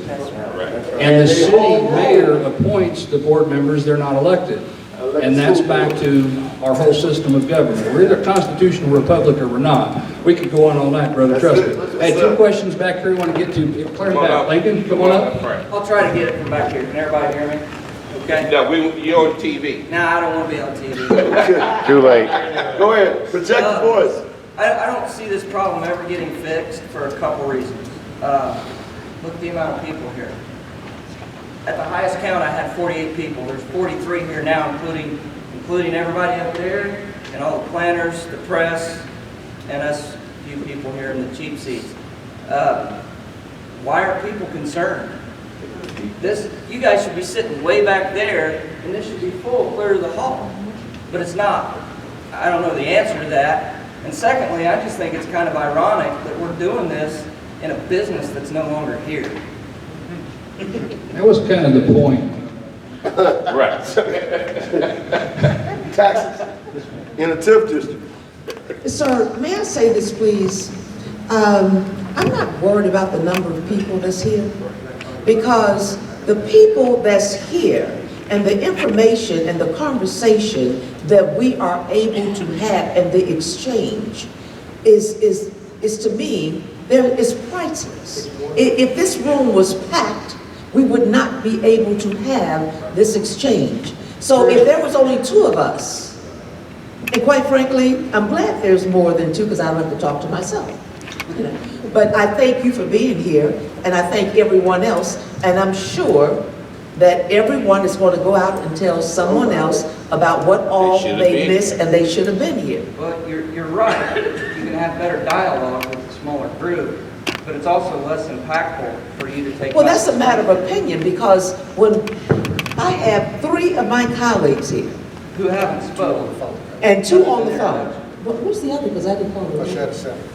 Oh, is there a senator? Okay. But anyway, I think there's 2 other members on the phone. But the fact of the matter is, sir, we're here to listen to you. And if it was just 1 or 2, we're glad it's not. But for the people that's here, as far as I'm concerned, this room is packed to the rafters. And thank you very much. We have one more question out here in the yellow. Still have a question? Well, I just had a question. There's been a lot of comments made this evening, and it's about all over state government and everything. But in our county, our property taxes, if I'm not mistaken, don't pay for any state government. Is that right? It is only for local and county governments? That's correct. Anybody want to address that? That's correct. Yeah, that's correct. So I thought maybe it might help us get back on track to discussing the property taxes if we kind of got off the state government, focused on the county government. If you want to save between 60 and 70% of your property taxes, number one, get the schools off the property tax system. Number two, go to a statewide budget for education. Three, consolidate these school districts. Their colleagues out of New Jersey made the point. Because see, New Jersey is number one in property taxes. We're number two. Their colleagues in New Jersey made the comment, if you want to make New Jersey affordable, consolidate those school districts. That's the bottom line. Thank you. Anybody else? Representatives? Let's start there. I want to thank you guys for coming here tonight. I do want to speak on behalf of Representative Miller. Texted me, he is listening. He and his wife are coming in from somewhere, so he apologizes that he couldn't be here. I want to let you know that, you know, I don't take a pension for the representative for this position. I term limited myself. I encourage you to go to illinoissunshine.org and look up where a lot of contributions come in to politicians. Maybe that'll answer some questions why things don't get done as much. But, you know, I do appreciate everyone coming here and being a part of this. And it is a shame that this isn't full, because guess what? Ultimately, the way this republic is set up, with townships and school boards, it is up to the local population to figure this stuff out. And we're closing our eyes up because, you know, of ball teams and stuff like that. So we're going to have to figure out, we've got some tough decisions to make, and I really wish the local populace would make that instead of the state, because I'm not one of these people that likes to, you know, mandate everything from the state. But if we don't, you know, state funds, our taxes going up. I got elected to this position because of my frustration with high taxes. I feel your pain. I've got 8 grandkids, 1 on the way. My sole purpose is to make sure they have a future right here in Southeast Illinois. And everything else kind of falls in between. So you guys showing up, sharing your concern, we carry that to Springfield, and hopefully we can work together better in the days to come to restore this state. Yeah, I would just like to say thank you for coming here as well. And for the record, I'm a millennial rocking the house.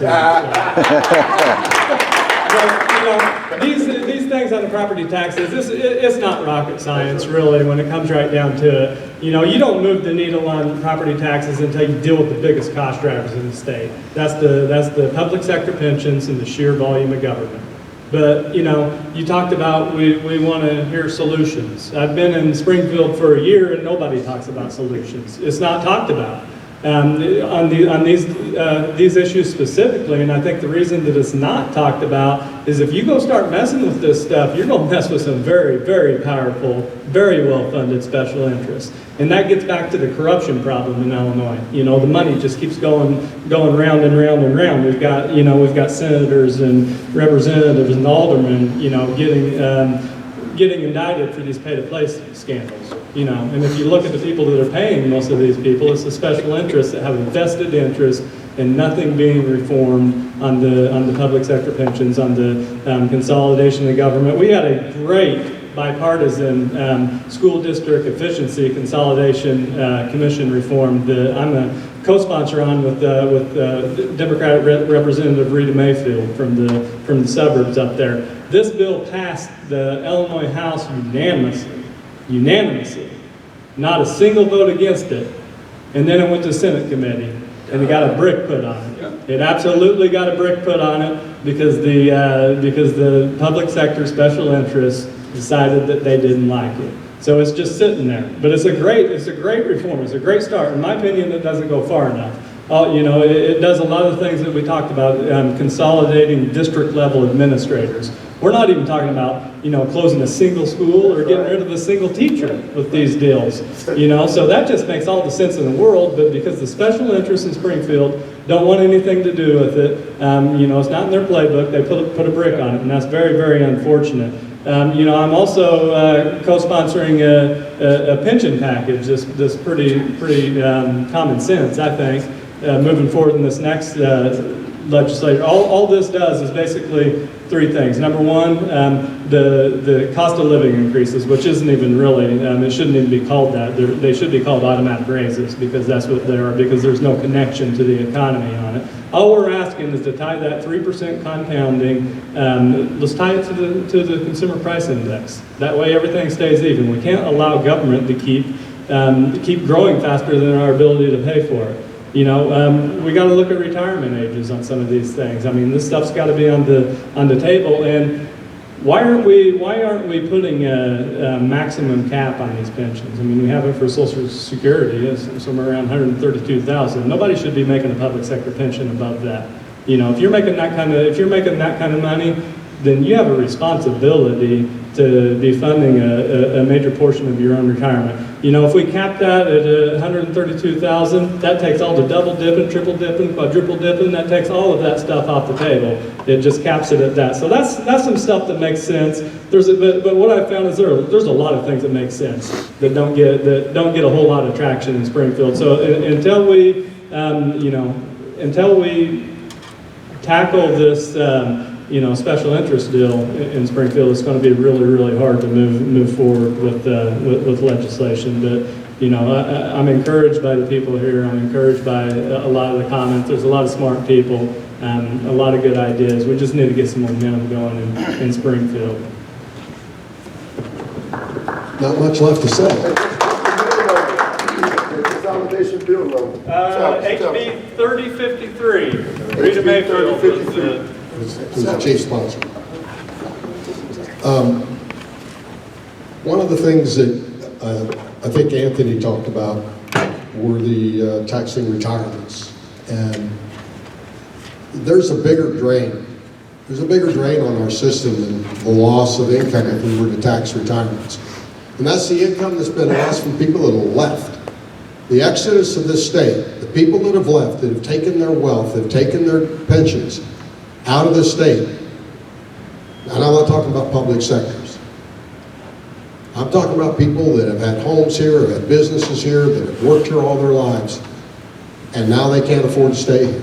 That's cost us billions of dollars. Billions. We need to make this state more friendly. We need to make this state a place where people want to stay, where people want to come. And that goes to the tax problem. The biggest driver of taxes has been said here over and over and over tonight. Pensions.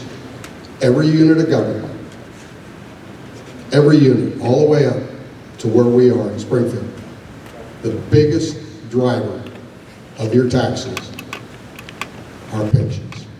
And until we have the will to put a reform issue on the ballot, to open up the Constitution and address that sector, the pension clause, we're never going to solve this problem. Never going to solve it. We need a constitutional amendment for the pension clause. Because it's not going to work. It's not going to work. I don't support, you got to support your people. By the way, Representative Halbrook just texted me. He's watching this from Texas. He's got a family vacation. And he said to send his regards. Thank you for this opportunity. We have one more question for the representative. Tony'd like to ask. Tony? Oh, I'm afraid to let him have the mic.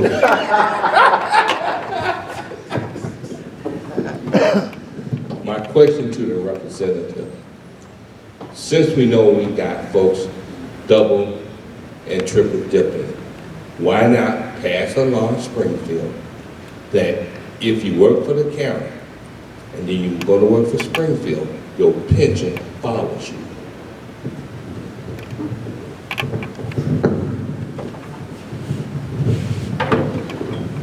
The question can be asked and answered, but I'm reminded of something that President Reagan did back in the 70s when he did the Social Security offset. And for the young people who started out early in life being a school teacher and was able to get a pension for being a school teacher, put in his 15, 30 years, whatever it was. And then later, he decided he wanted to be a police officer. And he put his time in to be a police officer. Now, there was a time when he could have collected both of those pensions or Social Securities without it being a problem. And by the way, he married a nurse, and she was a school teacher, and later on she became a nurse.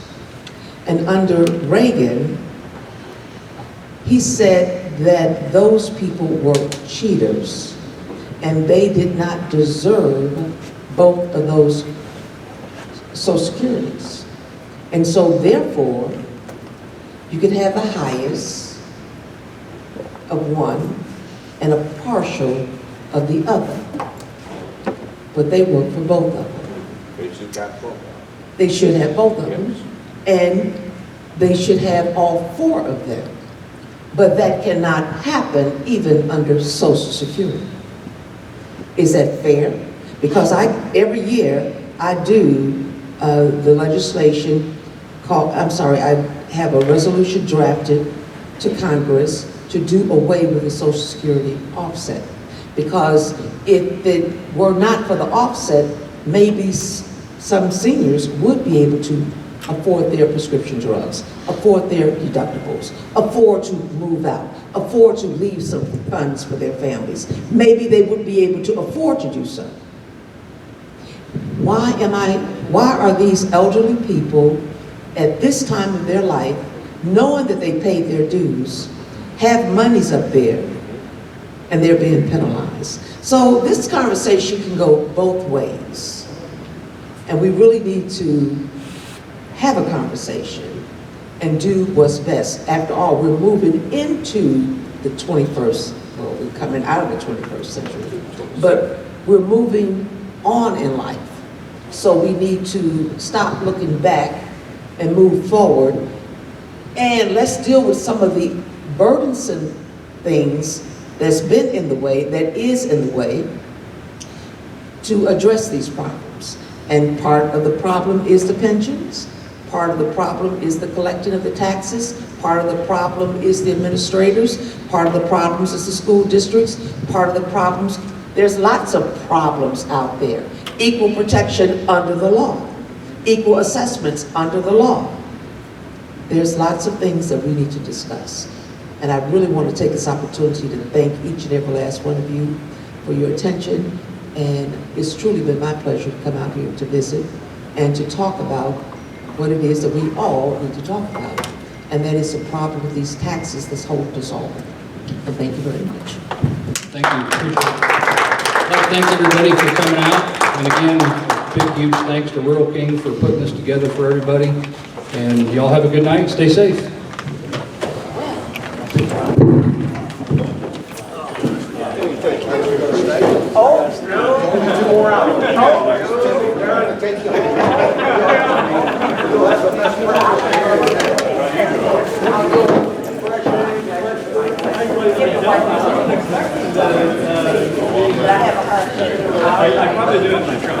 You don't get yours. I get mine.